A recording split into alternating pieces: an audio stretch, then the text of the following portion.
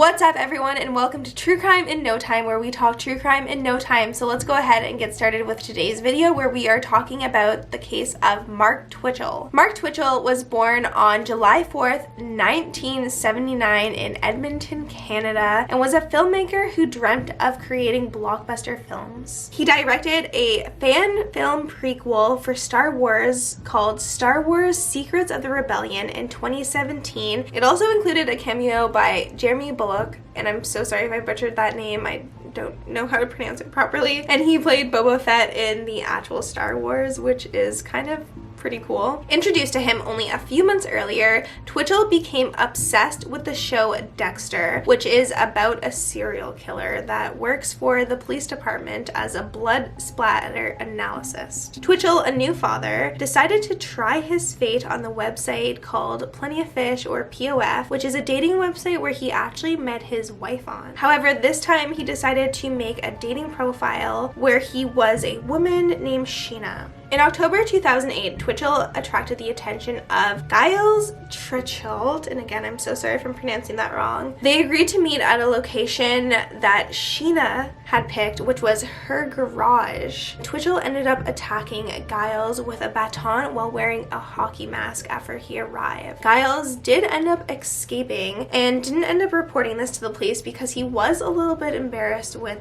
being catfished and then attacked, and he wasn't really sure if this person was actually trying to murder him or not at the time. A week later, on October 10th, Twitchell decided to try this again, and he lured John Altinger to his garage in the same ways he did Giles, by pretending to be Sheena, a female, on POF. This time, however, the attack was successful. A few days later, Twitchell ended up sending some emails on Altinger's account to his friend saying that he was going on an extended vacation to Costa Rica with the girl that he had met on POF.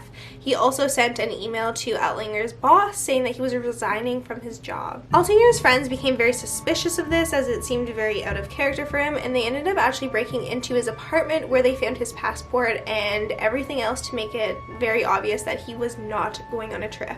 And they ended up reporting him missing to the police, and they started an investigation. They were on the search for Altinger's red Mazda, and they ended up coming across Twitchell, who had stated that he had purchased the red Mazda off of Altinger a few days earlier for $40 Canadian, which he stated was the only money he had in his pocket at the time, and Altinger said that was fine, that he would just sell him his car. The police did not believe this story and thought it was very suspicious, and actually decided to arrest Twitchell. After doing an investigation, the police ended up charging Twitchell with the first-degree murder of Altinger. Their key piece of evidence: a document entitled SK Confessions on Twitchell's computer, which had been deleted but wasn't really deleted, and the police ended up recovering it pretty easily. And in that document, it outlined absolutely everything. It narrated Twitchell's first attempt at trying to kidnap Giles. It narrated his attempt and successful luring of Altinger to his unfortunate death. One passage from the document reads, "This story is based on true events. The names and events were altered slightly to protect the guilty. This is the story of my progression into becoming a serial killer." During the trial, Twitchell actually admitted